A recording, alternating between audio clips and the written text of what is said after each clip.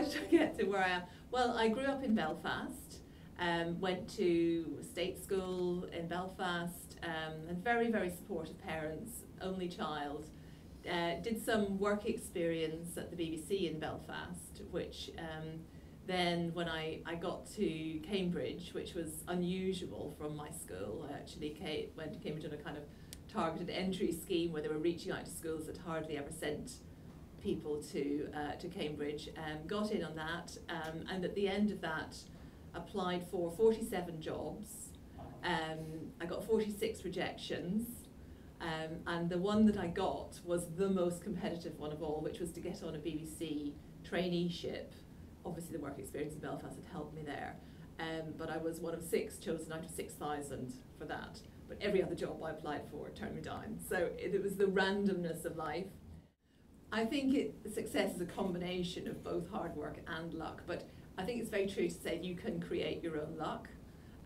You can create the circumstances, the contacts, the networks by putting in the effort, which means that lo and behold something just falls from the sky and it seems like luck, but actually it's the result of a lot of what you've been doing beforehand. And obviously there's that serendipity. I think you could have a plan in life of what you'd like to achieve, but then life happens and something comes from left field and it's the last thing you ever expected, but you'd be mad not to take it. So you have to, if you have a plan, you have to be absolutely prepared to deviate from it, because there might be something much more exciting than you'd ever imagined around the corner. And what about the inequality of basically conditions in terms of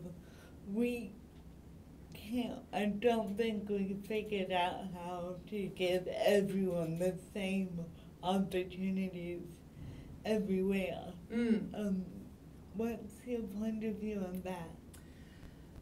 Well, clearly we can try and get a more fair and equal sort of, say, entry into the broadcasting industry, and we should try to do that. But people's chances differ, their backgrounds differ.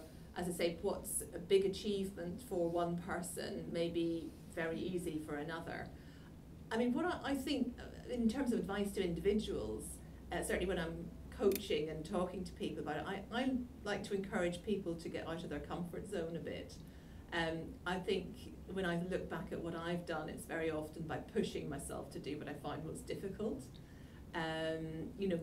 That's sort of achieved more in the end. So people I talk to maybe have a fear of public speaking.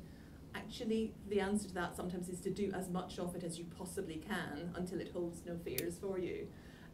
So it does seem a bit perverse sometimes, because you're almost going seeking the thing that you hate most.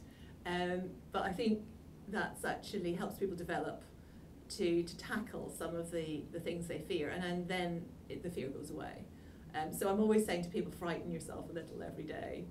Do something that you find, small or big, quite difficult, and that way you grow, I think. Evolution of an idea takes place over a really long time, and with the Academy, I knew what I wanted to achieve with it. But then, as I say, when you start to grapple with an issue, sometimes people will say things to you that you realise your original plan wasn't the right one, that actually you need to listen as well as just, forge ahead and implement things. So I learned a lot from the people who are already in training and development. For example, I had this idea we would always bring in programme makers, and they were saying, well, maybe you're undervaluing the training skills there, because sometimes programme makers, they just want to come and talk about themselves. They're not actually thinking about what the learning experience is for people in the room. And I think it's a fair point. Sometimes we need to sort of pair programme makers with, people who've really got an expertise in training, or do lots of train the trainer courses with them. So my ideas changed, in contact with people who had a different kind of expertise to me. And I think you have to be open-minded and evolve your plans rather than rigidly, implement what you first thought of. And I think they're better for that. So, it's a long journey, the Academy, and the aspirations and the ideals I have for it. We've come a long way. I think we've achieved an awful lot in the Academy. It's, well established, it's known outside. People used to say to me at the beginning, does the BBC still do training? And they don't say that anymore. So I'm thinking, yes. At least, people know this is a very important thing we do. We sort of form the infrastructure of the industry in a way. And it's a reason why you have to have the BBC, you have to renew the charter, because actually without us and our training efforts, all the other broadcasters and all the other independent companies wouldn't have that pool of trained people, which we're spreading out to the industry. So I think we have really established that. But are we where we should be? No, there's lots more to do. I think what I felt when I was in Belfast is I had no idea what I was really going to do. I never really had a plan. I mean, I remember, because I had a gap year before I went to university, I went around and tried to get work experience in different places, randomly, just, publishers. I actually met my future husband when I was working in work experience on a magazine. I worked as a journalist, I did bits and pieces, I worked for the BBC, but it was scattergun.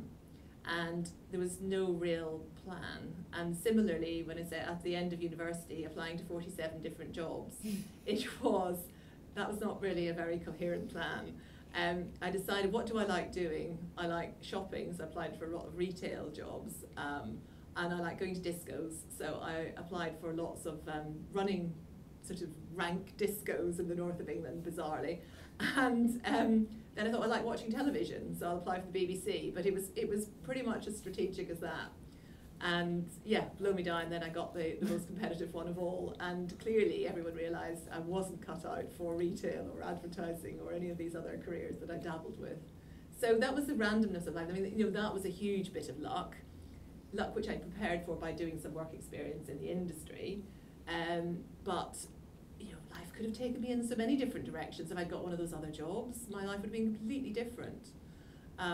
So you have to just see what way things go and go with the flow sometimes.